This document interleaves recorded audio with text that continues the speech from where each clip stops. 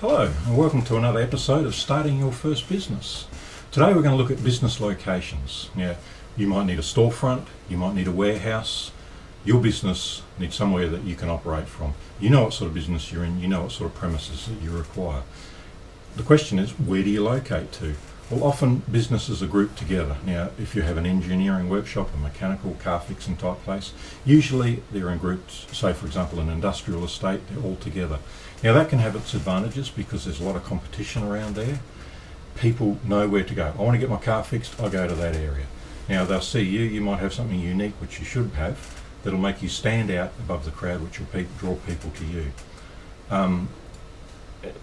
Again, it could be accountants, bookkeepers, lawyers, legal firms, so forth, they all group together. Now you could be in one of those. Again, it's a place where people know I go there to get this advice or that service done. So consider those things that you want to be where others could be. Now that you get competition from that, as I said, and that can be a benefit too. Now you need to do your research and make sure you get the right place for your business. You don't want to go way in the back blocks. Do your research of what's best for you. If you're way in the back blocks, you're basically doomed for failure. No one will ever go there, no one will ever find you. Unless you've got a million customers that you know will come and see you, but that's highly unlikely, is it? So go where people are. Now, do you buy a property? Do you rent or lease a property? Now again, it's the location. You can go to a business broker, like a real estate broker or a broker that deals with business premises. Go and talk to them. They might have something that's perfectly suitable. Go and talk to them, describe what you want, and take it from there. Now, whatever properties you're going to look at, take careful look at them, ask questions, write down a list of the questions you have first. Obviously there's the fees. Now on top of that is your rent. You have some commercial properties, you must pay for all the power. It's not separate, not metered, that you might have to pay through to a corporate body or something like that. The same with the water and that. What are those fees? Now it could be a fixed rate or it could be a variable rate. Again, question those things. Also question the bylaws.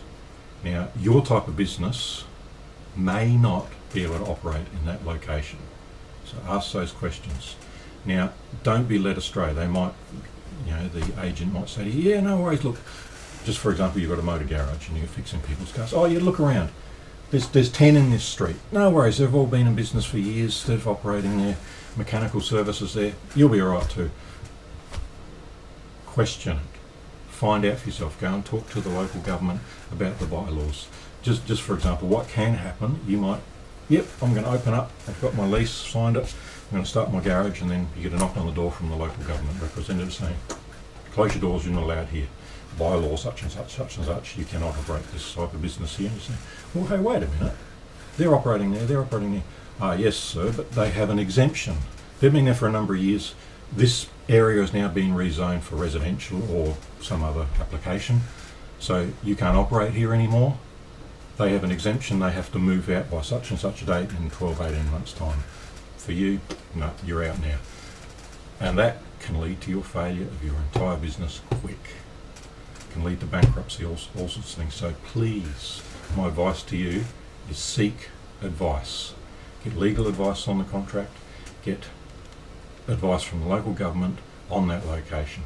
And take you 10 minutes, and it's time and money well spent. So investigate whatever you do. Again, when it comes to signing your contracts, don't sign on the dotted line immediately. Oh yeah, this is so good, and get talked into, oh yeah, perfect for me, perfect. And you sign on the dotted line, and then all these other things fall out after. Take it home, sit on it for about 24, 48 hours, read it, think about it, talk to different people about it, go and get legal advice. Spend the money up front and get legal advice on that contract. There's a lot of hidden clauses there that you may not be aware of. And again, different bylaws, maybe government bylaws, or it could be the bylaws to the premises set by the corporation that owns it. So get those all checked out.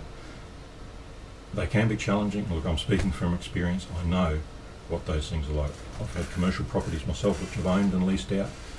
As the owner, I look after my interests. I'm not worried about you, I just want my money from you. So, I'm not saying I'm harsh, but I have a business to run, you have a business to run. So look at all of those clauses carefully and understand it. Now, there's other aspects of business front. You could be working from home. Now, I work from home. Fantastic. It suits me down to the ground. But I have a system in place where I avoid the distractions. My family knows what I'm doing. When I've closed my office door, that's my time. I'm working. Dad's working. So think about those things too. There can be distractions. I get distracted at sometimes. Oh, kitchen sink's blocked.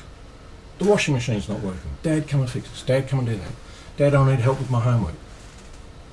Consider those things. Now, we have a good system going, so the family sort of knows how to work. But just remember, I'm in my working hours. That's my working time. So you need to consider those things too. Again, depending on the type of your business, there are bylaws that are set by the local governments that you cannot operate a business from home. I'm not saying you can't operate a business from home, maybe your type of business. You can't have a local garage in your driveway or out the front doorstep, maybe a commercial laundry, I don't know, but check on the local government what the restrictions could be for your type of business. Many businesses, not a problem. You can even have like a warehouse in your little shed out the back of your garage, and you can store things in there. But if you've got a lot of vehicles coming and going and it becomes like a commercial road, then again the local government might not be happy about that. So check out on these things. Again, well worth the effort in doing that. Take time to investigate whatever you do, whether it be the type of premises that you want to lease, the location, or working from home. Take the time to ask the questions and investigate those opportunities. Anyway, I hope all of that has helped. And again, all the best in your business. Just one other thing, your business could be a website. That's your storefront. It's sort of how I work a little bit. My message comes across to you. That's my store. You see me. I'm here to serve you and help you. Yes, so anyway, moving on. Next week we're going to have a closer look at marketing and advertising, and I hope you get a few good tips out of that.